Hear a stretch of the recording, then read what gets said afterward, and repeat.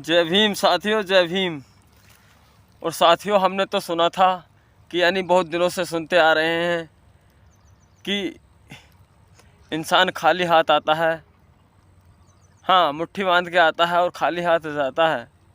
कि जो भी कमाता धमाता है, कुछ कमाना भी दो प्रकार का होता है। कि एक कमाना तो वो होता है जो कमा कर साथ ले जाता है, एक कमाना वो होता है जो कमा कर यहीं छोड़ जाता है। कि साथियों, और इसी पर आधारित मैं आपको जो वर्तमान में चल रहा है, जो भ्रष्टाचार से लिप्त है भारत और मोदी जी की सरकार के रहते हुए, उसी पर मैं कुछ लाइनें आप तक पहुंचानी चाहता हूं अपने चैनल के माध्यम से। कि कदम कदम पर चालाकी, कदम कदम पर चालाकी, और बात बात पर बोले झूठ।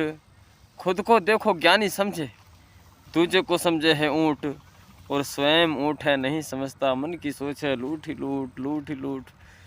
कि हे साथियों, कि वो एक ऐसा शख्स जो लगभग 10 सालों से 11 सालों से झूठ बोलता आ रहा है और देश की जनता को, आवाम को मूर्ख बनाता चला जा रहा है जाति और धर्म के नाम पर।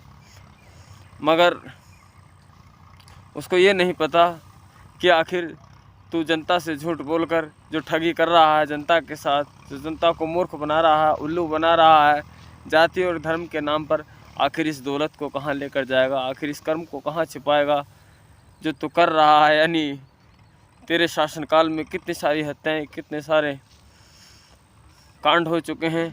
और जो लोग यानी बसपा को बताते हैं बीजेपी की बी टीम, और उनकी सत्ता में कितने लोगों के साथ शोषण हुए हैं, कितने लोगों को मौत के घाट उतार दिया गया है, कितने लोगों की जानें गई हैं, कितनी बहनों के भाई हुए हैं, कितनी माताओं के बेटे हुए हैं, कितनी पत्नियों के पति हुए हैं। ये तो आज तक साथियों शायद आपने ध्यान नहीं लगाया होगा कि वो शासनकाल कौन सा रहा आखिर, जिसमें चैन रहा है जनता के लिए और जनता को जिसने विकसित किया है, यानी उत्तर प्रदेश की जनता को जिसने विकसित किया। जहाँ उत्तर प्रदेश में साथियों रास्ते नहीं हुआ करते थे चलने के लिए, गाँव में रास्ते नहीं हुआ करते थे, गाँव से शहर जाने को रास्ते नहीं थे। और साथियों वहाँ यानी जहाँ गांव में बिजली देखने को नहीं मिलती थी उत्तर प्रदेश में, और जहाँ लोग पूरे पूरे दिन ताश खेलकर समय गुजार दिया करते थे, वहाँ आज जो अच्छे अच्छे मकान बने हैं जंगलों में, जहाँ गांव में मकान नहीं हुआ करते थे साथियों, वो मकान आज गांव में उत्तर प्रदेश के मिलते हैं और आलीशान मकान मिलते हैं। वो किसकी बदौलत है, ये तो हमने कभी हिसाब नहीं लगाया। और हमने ये भी कभी हिसाब में लगाया कि किसकी सत्ता के रहते हुए कितने लोगों की जान माल को खतरा हुआ है, और कौन सी सत्ता वो है साथियों जिसमें सबको चैन हुआ है, सुकून हुआ है, और लाभ भी हुआ है, और रोज़गार भी मिला है। तो साथियों ये चीज़ें तो हमको ज़रूर ध्यान में रखनी चाहिए। हमें जाति बिरादरी से उठकर कम से कम मानवता की तरफ अपने 2 कदम बढ़ाने चाहिए। क्या हम लोगों को उन लोगों का साथ देना चाहिए साथियों जो लोग इस देश की जनता को मूर्ख बना रहे हैं, हिंदू मुस्लिम के नाम पर जातियों में बांट रहे हैं, भाईचारे को तोड़ रहे हैं, और देश की संपत्ति को गर्क करने में लगे हैं केवल धर्म की आड़ में लोगों को। यानी जो इन्होंने चोला पहना है वो नकली है, वो यहाँ से ऊपर को हंसते हैं साथियों, और अंदर को हम सब लोगों के साथ बुरा सोचते हैं साथियों। क्या हमने देखा होगा कि हमारे देश की जो किसान हैं सब, यानी जो दिल्ली की सीमाओं पर, सिंधु बॉर्डर पर, गाजीपुर बॉर्डर पर, बहुत सारे बॉर्डरों पर साथियों हमारे किसान भाइयों को, जिसमें जाट गुर्जर, अधिकतर जाट गुर्जर तबके के लोग रहते हैं, पाल समाज के लोग रहते हैं, बहुत सारे समाज के लोग रहते हैं। ये देश साथियों विभिन्न जातियों का, विभिन्न धर्मों का देश है हमारा, मगर हम सब हैं तो खैर इंसान ही। मगर हम लोगों को जाति बिरादियों में बांटकर हमारे देश को लूटना चाहते हैं, और आप देख रहे हैं कि लूट लिया है। मैं आगे की बातें क्या कहूँ, घिसे पिटे भाषण में आपको क्या सुनाऊँ कि दिल्ली लाल किला लूटा, रेलवे लूटा, एयरलाइन लूटा, और डीजल पेट्रोल, दुनिया भर की महंगाई होने के बावजूद भी आज साथियों हमको किस तरह मूर्ख बनाया जाता है केवल 5 किलो राशन पर। और साथियों जबकि यहाँ रोज़गार तो किसी को नहीं मिलता, और दंगे आए दिन होते रहते हैं, लोगों को क्षति होती है, यानी नुकसान उठाने पड़ते हैं बहुत सारे। सपा और बीजेपी कहते तो मायावती कोई पार्टी को है, बीएसपी को, कि बीएसपी जो बीजेपी की बी टीम है। नहीं साथियों, बीजेपी की बी टीम बीएसपी नहीं, सपा है। क्योंकि उसकी सरकार में जो मुजफ्फरनगर में दंगा हुआ था साथियों, बहुत सारे लोगों को जानें गंवानी पड़ी थी, बहुत सारे लोगों को नुकसान हुए थे साथियों।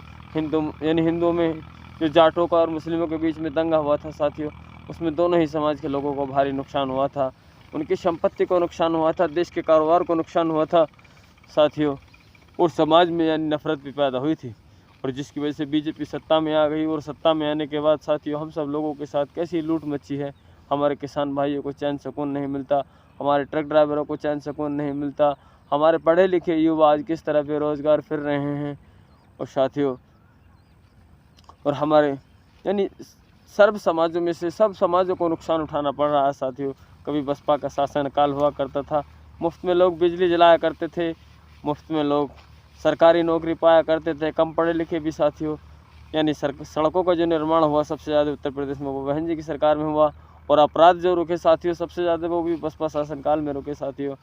और अब तो बहन जी ने यानी मुजफ्फरनगर की रैली में उन्होंने यानी उजागर कर दिया जाटों के विषय में कि जाटो देखो, अगर आप सब लोग हमारी ये सीटें निकाल कर देते हैं पश्चिम उत्तर प्रदेश की, और अगर देश में हमारी सरकार आती है तो हम इस देश को एक ऐसा देश बनाएंगे, विकसित देश बनाएंगे, और इसको यानी उत्तर प्रदेश में एक राजधानी और बनाएंगे।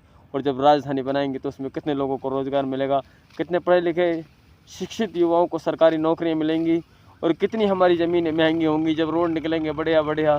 साथियों पहले भी तो बहन जी ने ऐसे ही उत्तर प्रदेश को यानी चार बार की सत्ताओं में सत्ता के रहते हो उत्तर प्रदेश को, यानी हमारे गांव से जब शहर को जाते थे हम तो वहाँ रास्ता ही नहीं था, कच्चा रास्ता था। तो बहन जी की सरकार आई थी तो साथियों डामर का काम किया गया था, यानी रोड को PW में डाला था। जब PW में डाला तो साथियों उस समय ज़मीन की कीमत 2-3 हज़ार रुपये बीघा थी कुल।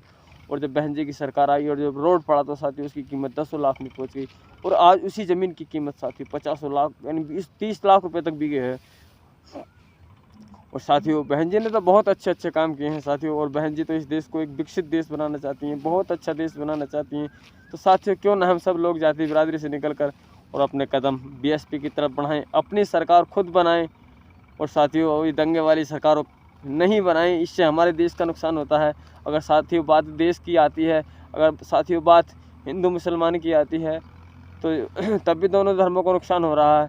और साथियों बात अगर हमारे इस देश की व्यक्ति एक दूसरे देश में रहता है तो वहाँ हमारे लोगों को अपमान सहना पड़ता है कि इनके देश में तो ऐसा हो रहा है, इनके देश में तो एकता नहीं है, वहाँ तो लोग मर कट रहे हैं, कोई किसी पर भी हावी है। तो साथियों वहाँ तो हमारे देश की नाक कटती है, हमारे देश वासियों का अपमान होता है। साथियों देश हम सबका है, हम सब लड़े झगड़े नहीं, आपस में मिलजुल कर चलें और सब एक साथ चलें और इस देश को मजबूत बनाएं साथियों। और साथियों आपको मेरा वीडियो पसंद आया ना तो ज़रूर मेरे वीडियो को लाइक करें और कमेंट जरूर करें साथियों, क्योंकि आपको मेरा वीडियो कैसा लगा। और साथियों अगर आप मेरे चैनल पर नए हैं ना तो मेरे चैनल को अभी सब्सक्राइब करें ताकि साथियों और बेल को प्रेस करें ताकि मैं इस तरह की जानकारियाँ आपको आगे देता चला जाऊँ साथियों। और साथियों मैं तो गेहूँ काट रहा हूँ गेहूँ में, क्योंकि मैं चाहता हूँ कि मुझे बहन जी की जो विचारधारा है, मायावती जी की जो विचारधारा है, BSP जो पार्टी है वो मुझको पसंद आती है, क्योंकि वो सत्ता के साथ साथ एक मिशन है और वो ऐसा मिशन है जो सर्व समाज को साथ लेकर चलने वाला मिशन है। तो साथियों मुझको वो सत्ता पसंद आई है तो आप भी उसको पसंद करिए। और अब तो आकाश आनंद जी भी बोल रहे हैं, यानी जो हमारे ABP न्यूज़ है उस पर भी वो बोलते हैं, आज तक पर भी उन्होंने अपने विचार रखे हैं और बताया है आज तक के संपादक को कि हम इस देश में कैसा माहौल और कैसी सत्ता लानी चाहते हैं। तो साथियों अब समय नहीं रहा ज़्यादा, तो जाति धर्म से निकलें और बसपा के साथ चलें साथियों और अपना सत्ता स्वयं बनाएं और चलते हैं साथियों। इजाज़त चाहते हैं, अगले वीडियो में फिर मिलेंगे। जय भीम, जय भारत, नमो बुद्धाय।